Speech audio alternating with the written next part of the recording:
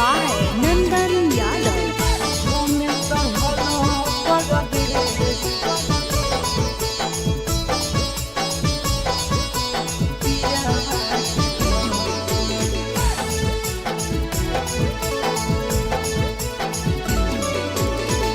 हमें तो हलो परदेश के पगली छोड़ी गेले पियावा के घर।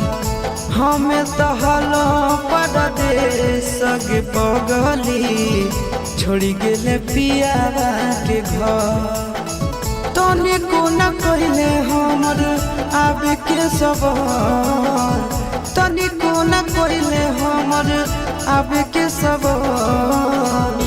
हमें तो हलो परदेश के पगली छोड़ी गेले पियावा के घर।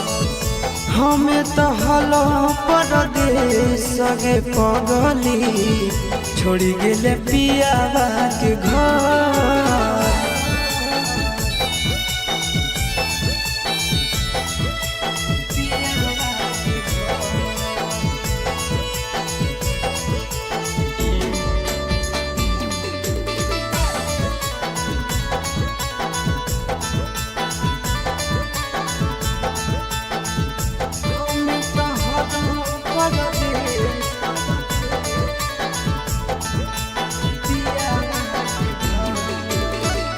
जे कहनी तोहर मान हलियो बात गे, कहल कि सातो जना छोड़बो ने साथ गे। जे कहनी तोहर मान हलियो बात गे, कहल कि सातो जना छोड़बो ने साथ गे। कैसे नहीं रहिलो तोरा याद गे हमार, कैसे नहीं अइलो तोरा याद गे हमार।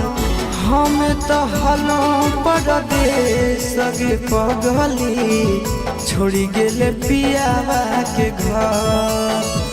हमें तो हलो परदेश के पगली छोड़ी गेले पियावा के घर।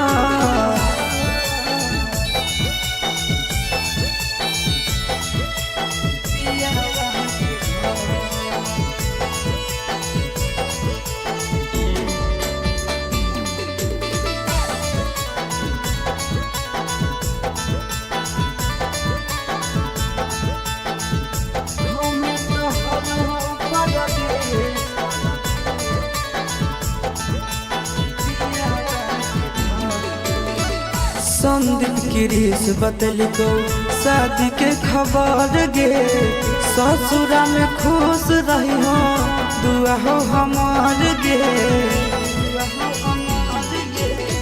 संदीप गिरीश बतलिको शादी के खबर गे, ससुरा में खुश रही हो दुआ हो हमार गे।